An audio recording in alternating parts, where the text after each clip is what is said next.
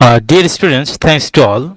Today we will learn moment of inertia for different shape of the object and different types of the rotational axis. Here we can see different type of the object here. The first object name is uniform rod. This is the uniform rod. Okay.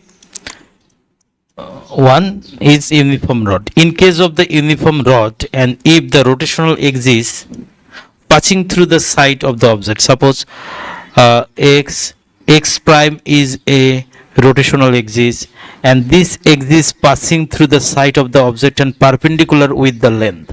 Okay, in this case the moment of inertia will be I is equal to ml square divided 12. Okay, my dear students, in the second case says if the rotational axis passing through the mid side of the object and perpendicular with the length, in these cases the moment of inertia will be I is equal to ml square divided 12. Okay, in our previous lecture we learned how this equation is found. Number 3, if in case of the circular disc, this is the circular disc, number 3 is a circular disc. If the rotational axis passing through this is the rotational axis, x prime is a rotational disc of a circular and passing through the midpoint of the circle and a normal of the plane of the circle. This is the surface of the circle and this is the normal. Try to understand, rotational axis is a normal in cases of the circular disc. Then the moment of inertia of the circular disc will be m is the mass of the circular disc and r is a radius and a square divided 2. Try to understand, in case of the circular disc, moment of inertia will be m r square divided 2 if the rotational axis passing through the center of the circle and perpendicular on the surface, or that means normal. Third, completed 4. In case of the cylinder, this is the own axis of the cylinder. X prime is a own axis of the cylinder and r is a radius and m is a mass. In this case the moment of inertia will be as like of the circular disc m r square divided 2. Okay, in case of the cylinder and in case of the circular disc, the moment of inertia will be same, mr square divided 2. But here in case of the ring, here we can see number 5. Number 5 is a ring and x prime is a rotational axis, and the rotational axis passing through the center of the ring. Okay, if this ring rotate around the x prime axis and r is the radius and m is the mass of the ring, in this cases the moment of inertia will be I is equal to m r square. Number 6, this is the solid sphere. Try to understand, this is solid sphere. R is a radius, m is a mass, and x prime is a rotational axis. In case of the solid sphere, the moment of inertia will be m 2 divided 5 m r square. This is the equation. This in case of the solid sphere, and this is the own axis of the solid sphere. And here try to understand, this is also a solid cylinder. This is also a solid cylinder. This is also solid cylinder. In case of the solid cylinder, moment of inertia will be mr square divided 2. You just memorize this. this special type of the body. This special type of the body will be very important for us, and with the help of this basic formula we learn another different types of the moment of inertia for different rotational axis. Let we revise. Number 1, in case of the uniform rod, if the rotational axis passing through the side and perpendicular with the length, then moment of inertia will be I is equal to ml square divided 3. Here we get a mistake. This will be 3.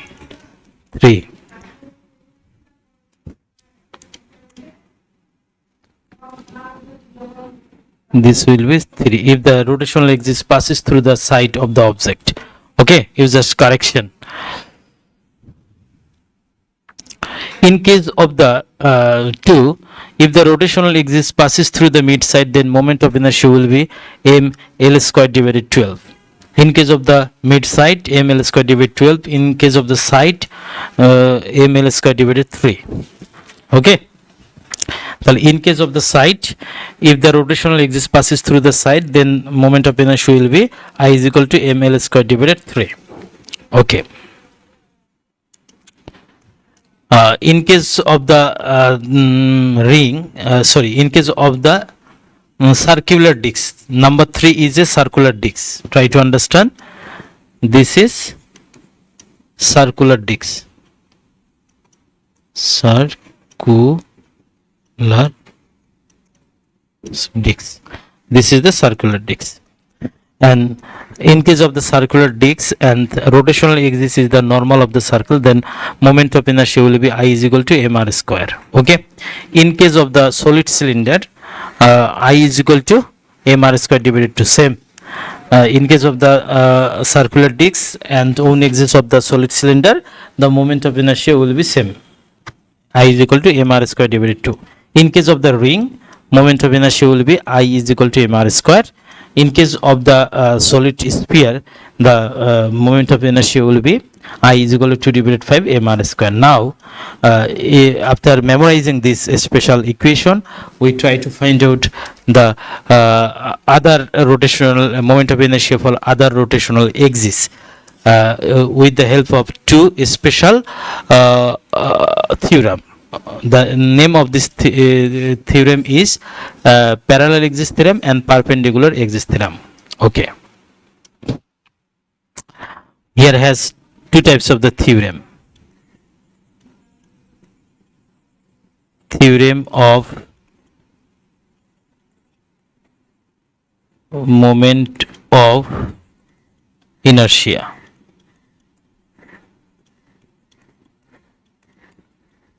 Moment of inertia. Okay. Our first theorem's name is 1, perpendicular axis theorem. Perpendicular axis theorem.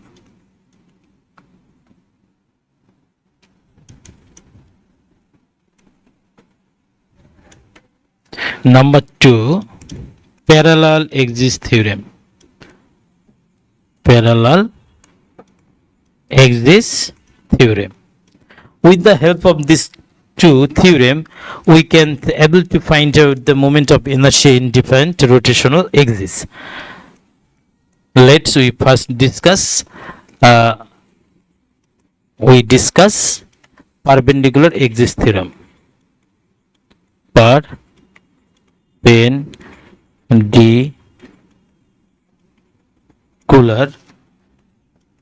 axis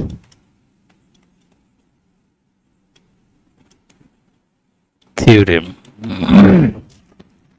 In case of the perpendicular axis theorem, at first we have to develop some special concept. Okay, my dear student, try to understand. If this is a uniform rod and rotational axis is passing through the mid side, then moment of inertia will be m l square divided 12. Okay, and we take the perpendicular distance. This is the perpendicular distance L from the rotational axis. Okay. Our concept is here, we always take the perpendicular distance. Okay, if this is the rotational axis, then we take this distance perpendicular. Okay, now if this is the rectangle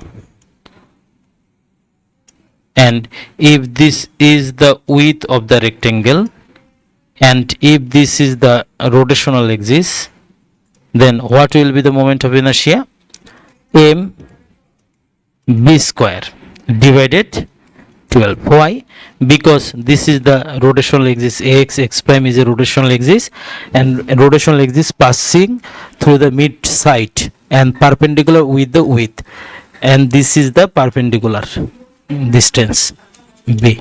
So here take b. I think all of you clearly understand. Now we apply perpendicular axis theorem. What is perpendicular axis theorem? At first, if when we apply this theorem, suppose we apply here in case of the rectangular shape of the object. Suppose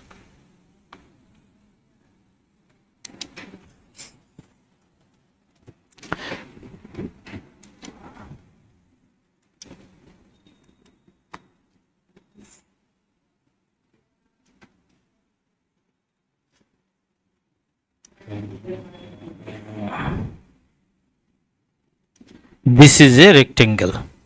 Okay, and this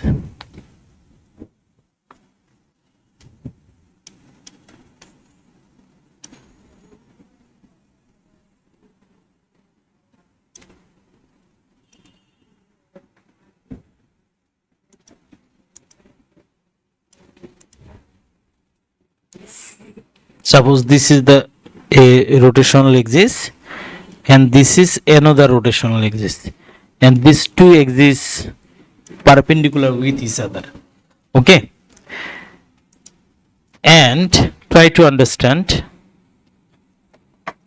this is the z axis, this is z axis, this is also perpendicular with x axis and y axis. Okay, my dear student, if this is considered x axis and this is considered y axis and this is considered z axis, at first we take the some information. Suppose this is the length of the object, this is length, and this is the width of the object, and m is a mass of the object. Okay, in our previous lecture we learned moment of inertia in case of the different type of the rotational axis. Suppose if this is the rotational axis, then moment of inertia because of this axis will be Ix is equal to m b square divided 12. Okay, because this x axis passes through the mid side of the object and perpendicular with the width. Okay, here b is a width, and in case of the y axis, moment of inertia will be Iy is equal to m l square divided 12. Why we write this equation? Because you just see, if this rotational axis y passes through the mid side of the object, and if this rectangle rotate around this axis and this axis passes through the mid side and perpendicular with the length, because of that reason we take ml square, perpendicular distance l square, and divided 12. Why divided 12? Because this the mid side passes through this rotational axis, passes through the mid side, and as this is the z axis, so the moment of inertia will be this. According to the perpendicular axis theorem, we can write the equation Iz is equal to Ix plus Iy. My dear student, this is the equation of the perpendicular axis theorem. This theorem give us message the summation of the perpendicular axis, summation x-axis Ix because of y-axis Iy, and x and y both two axes are perpendicular to each other. So at first we find out the moment of inertia for two known perpendicular axes, and after finding the moment of inertia, two perpendicular known axes, then we summation. After summation, then we get the another perpendicular. This is the z. Z is a perpendicular with x-axis and y-axis, and passes through the mid intersect point of x-axis and y-axis. So z-axis also perpendicular with on x-axis and y-axis. So we write here. This is the equation. Suppose in case of the z-axis, the moment of inertia is I, and in case of I-axis, moment of inertia m b square divided 12, and in case of y-axis, moment of inertia will be m l square divided 12. So we take m divided 12 as a common, m divided 12 b square plus l square. So this is the equation in case of the rectangular object, and if the rotational axis is the normal. Okay, my dear student, try to understand actually what is happened here. Suppose this is the rectangular shape, and this rotational axis is a normal. Because of this normal, the moment of inertia will be I is equal to m divided 12 l square plus b square. If we give you the simple diagram, then this will be like this. Suppose if this is the rectangle, and if this is the length, and if this is the width, okay, and if this is the rotational axis, and rotational axis is the normal, always try to understand rotational axis is a normal, then moment of inertia will be this rectangular object m divided 12. M is a mass, l square plus b square. L is the length and b is the width. Okay, I think all of you clearly understand.